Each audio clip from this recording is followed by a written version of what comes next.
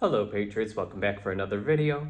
And there was a lot of great discussion on the last video, so I want to talk a little more about property taxes and school funding, as a commenter pointed out that yes, while property taxes are incredibly useful in order to fund local school systems, the problem that a lot of taxpayers are now having is that school results have been horrific since the, in particular, event that happened between 2020 and 2022, when in many school districts in larger cities like Chicago, schools effectively were closed for 2 entire school years, where students were essentially always online, and test results have not recovered. So people are getting frustrated, realizing they're paying thousands and thousands of dollars and nothing's changing. Chicago Public Schools now spends over $30,000 per pupil to operate the school system. That's essentially the cost of public universities now, and yet the overwhelming majority of students are not able to test at their reading level or mathematical level for their grade level. And that's a big problem. And another problem CPS and other school districts that adds to it is when you have schools that are severely underutilized in CPS. 34% of schools are less than half utilized, meaning over 50% of the buildings effectively are not being used because of a lack of students, and yet people refuse to close these schools and work on consolidation, which unfortunately leads to higher costs for property taxpayers. And as home values are soaring in the United States, people are paying significantly more, especially in higher property tax states like Illinois, which has one of the highest in the nation.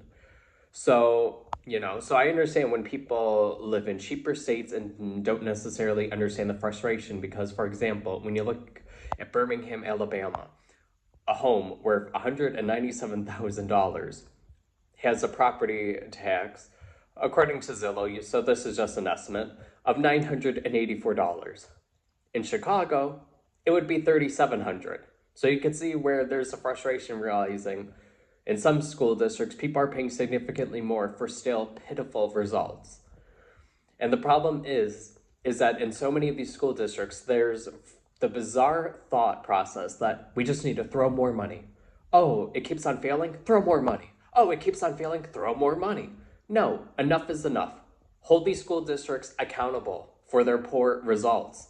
Enough of just throwing money at the problem and think it's going to solve anything.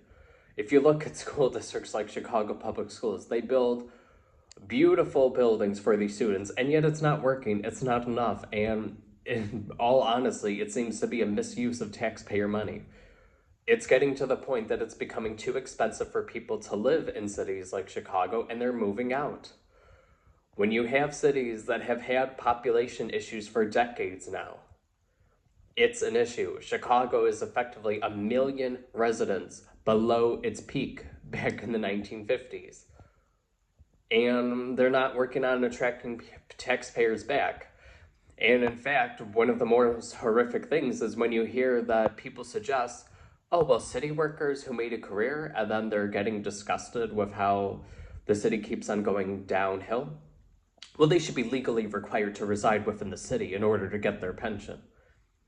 How about you work on making these cities, these school districts, attractive places for people to raise families and to attract people? There's a reason people are leaving.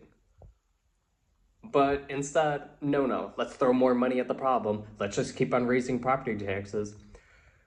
These cities, if they wanted to, could give property tax relief, especially when home values are soaring.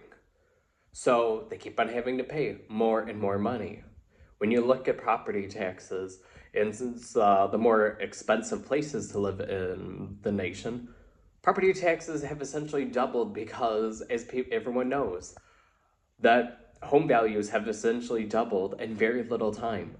So it's becoming harder and harder to pay, to buy a home, to pay your rent.